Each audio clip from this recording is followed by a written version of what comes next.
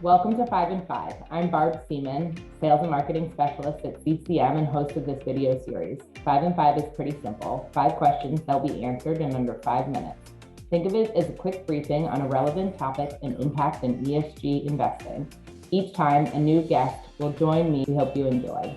In this episode of 5 and 5, Craig Nolte, Regional Manager for Community Development with the Federal Reserve Bank of San Francisco, joins me to discuss the Community Reinvestment Act and community development. So question one, what excites you the most about CRA today? This is a really exciting time for CRA because this regulation is being changed. And I've had the pleasure of assisting with working groups to review the comments received, also holding focus group sessions with bankers and others to learn more and kind of dig deeper on what needs to be changed with this regulation to modernize it.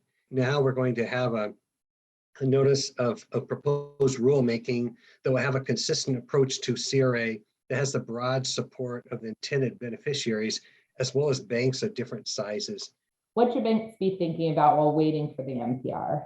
We expect the NPR to be issued soon. And I say soon, I don't have any date in mind. If the CRA officers are getting anxious to learn about how it could impact their own systems in place that they have to manage their CRA program, they may want to comb through those the ANPR questions, and then also look at any comments that were submitted in response to those questions. And then also, I think that it's good for CRA officers to get together with other CRA officers to discuss with each other about what kind of actions each of them are going to take. Once it's issued, each of the regulatory agencies and probably together will be holding training for CRA officers and others on the regulation.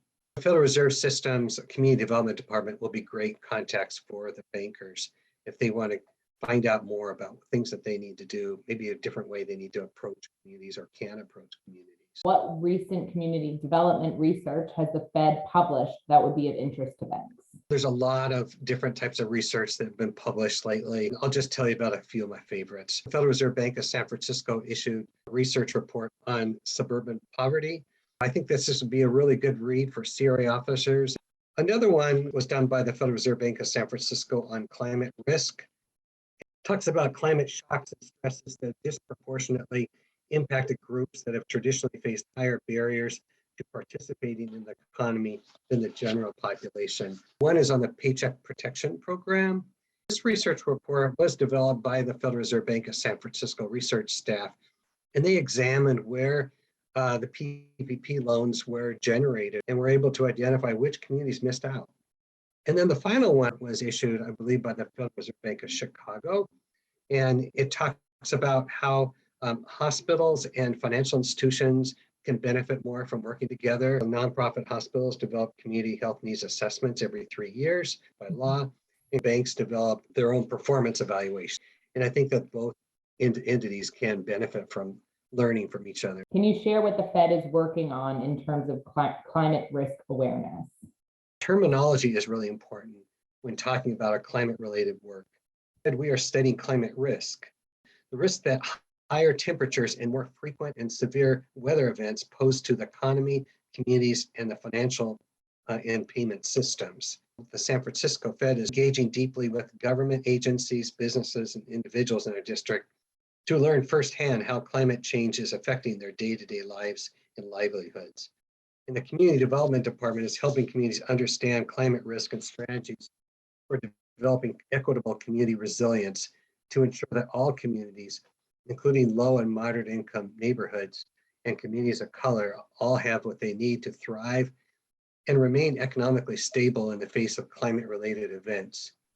And we're also collaborating with several agencies and organizations to help communities implement their adaptation strategies. How can banks increase their involvement with Indian tribes and other indigenous communities?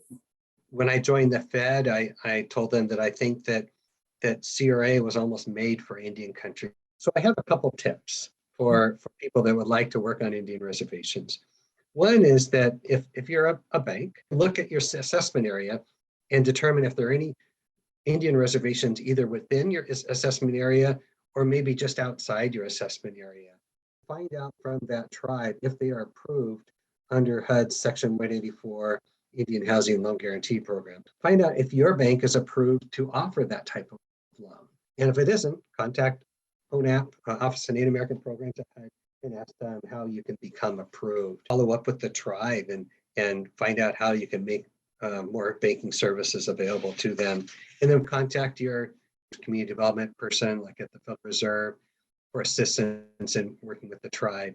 The community development staff can walk beside the bank and explore in this new area for them and help them reach out and make lending more equitable too.